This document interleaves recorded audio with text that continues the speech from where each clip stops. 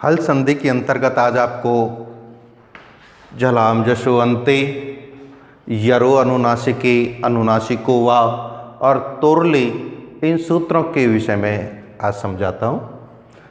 हमारा हल संधि में एक महत्वपूर्ण सूत्र है झलाम जशो अंते।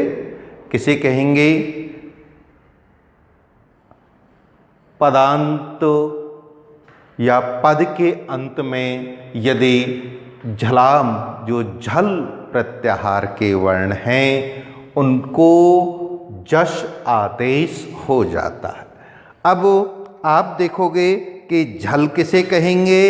हमारे जो माहेश्वर सूत्र हैं, उन माहेश्वर सूत्रों में जो व्यंजन या हल वर्ण हैं, उनमें जो वर्ग के चतुर्थ वर्ण हैं, तृतीय वर्ण हैं, द्वितीय वर्ण हैं और प्रथम वर्ण हैं, साथ ही जो तीनों शकार हैं, शे, से और आष्टह है, ये किसमें सम्मिलित हैं? झल प्रत्याहार में। जस किसे कहेंगे?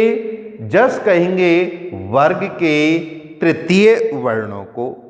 तो यहाँ जो वर्ग के तृतीय वर्ण हैं वो कौन कौन से हैं? जे, बे, गे, डे, दे, ये 5 वर्ण हैं जस प्रत्याहार में।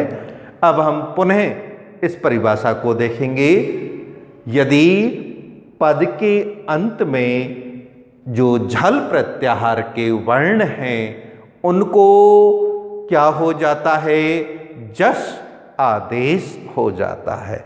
अब जो भी पद के अंत में होगा झल, उसी वर्ग का जो तृतीय अक्षर है जस, वह आदेश हो जाएगा। जैसे वाक प्लस ईश, यहाँ ये झल प्रत्याहार का वर्ण है कै, तो ऐसी स्थिति में इस कै का जो उसी वर्ग का तृतीय अक्षर है, अर्थात गे, जो क्या है? जस है, वह आदेश हो जाएगा। और जब इसको मिला देंगे तो क्या बनेगा? वागीस। ये है हमारा झलाम जसो अंते। अगला जो सूत्र है हमारा यरो अनुनासिकी, अनुनासिको वा। यहाँ आप देखोगे सूत्र में 4 हैं। यरो, दूसरा अनुनासिकी, तीसरा अनुनासिको और चौथा वा। इनका तात्पर्य क्या है? अनुनासिक किसे कहेंगे?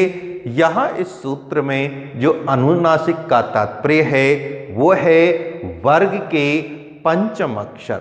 जैसे कै का पंचम, चे का पंचम, टे का पंचम, तै का पंचम और पै का पंचम जो वर्ण है, इसको क्या कहेंगे? अनुनासिक।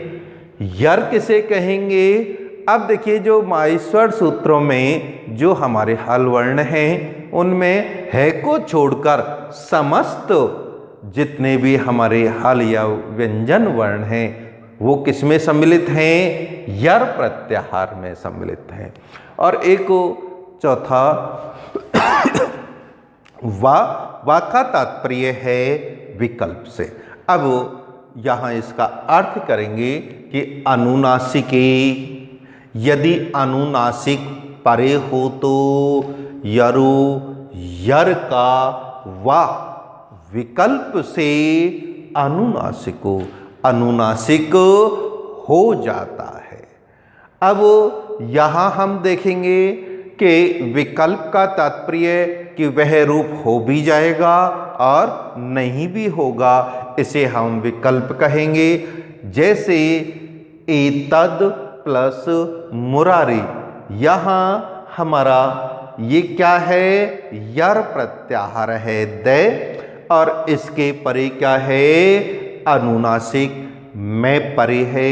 अब अनुनासिक होने के कारण इस यर को जो द है उसको क्या वा विकल्प से क्या बना देंगे? हम अनुनासिक बना देंगे। तो जो अनुनासिक द का बनाएंगे तो उसी ही वर्ग का हम पंचम अक्षर बना देंगे। जैसे द, दे का जो पंचम अक्षर है ते, थे, दे, ये जो तृतीय है धे और ने, ये पंचम अक्षर है, हम बना देंगे ता हमारा रूप सिद्ध होगा एतन मुरारी। और यदि हम विकल्प से नहीं करेंगे तो जो हमारे सामने एतद मुरारी है तो इसको संयुक्त कर देंगे, तब हमारा रूप बन जाएगा एतद मुरारी। इसके बाद अगला जो सूत्र है वो है हमारा हल संधि में तोरली। तोरली का तात्पर्य, अब इसमें आप देखोगे दो वर्ण आपको दिखाई दे रहे हैं, तो हो और दूसरा ली। अब इसका हम अर्थ करेंगे, इसकी व्याख्या करेंगे। यदि ते वर्ग के परे क्या हो, ली लकार हो, तो ते वर्ग के स्थान पर क्या हो जाएगा, सेवर्ण या लकार आदेश हो जाता है। अब जब हम ते वर्ग के स्थान पर क्या कर देंगे, लकार, और वो लकार कब करेंगे, जब ते वर्ग के बाद लकार आए। जैसे तद प्लस लय। अब आप यहां देखोगे कि ते वर्ग में क्या आ रहा है, ये देवर्ण आ रहा है, ते, थे, दे, और यहां ते वर्ग के बाद क्या आया है, लकार परे है। अब लकार परे होने के कारण इस ते वर्ग को हम क्या कर देंगे, ले आदेश कर देंगे, ले बना देंगे। अब ले करने पर, इसको हम संयुक्त करने पर हमारा रूप सिद्ध हो जाएगा तल्लय। इसके बाद एक दूसरा भी उदाहरण है, ये महत्वपूर्ण उदाहरण है, ध्यान रखना, विद्वान प्लस लिखति। अब यहां पर भी आप देखोगे कि जो तय वर्ग का जो ने है उसके बाद क्या आया है, लकार आया है, और लकार आने के कारण तय वर्ग को क्या आदेश हो जाएगा, लकार आदेश हो जाएगा। और लकार आदेश होने पर हम इसको मिलाने पर बनाएंगे क्या, वि, द्वा और ने को क्या बना दिया, ले, और आगे है लिखति। संयुक्त करेंगे तो विद्वान लिखति। देखिए आप यहाँ एक बात और देखो कि जो ने है, ने किसमें सम्मिलित है, अनुनासिक वर्ण है।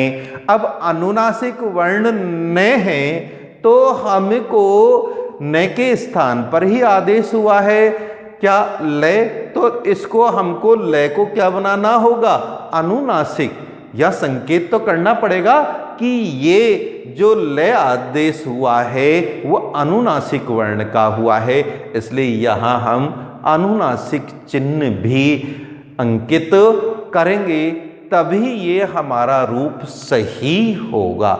यदि ये संकेत नहीं किया तो इसे गलत माना जाएगा, इसलिए हम इसको सही रूप विद्वान लिखति यहाँ अनुनासिक का भी प्रयोग करेंगे। ये है हमारा तोरले। धन्यवाद।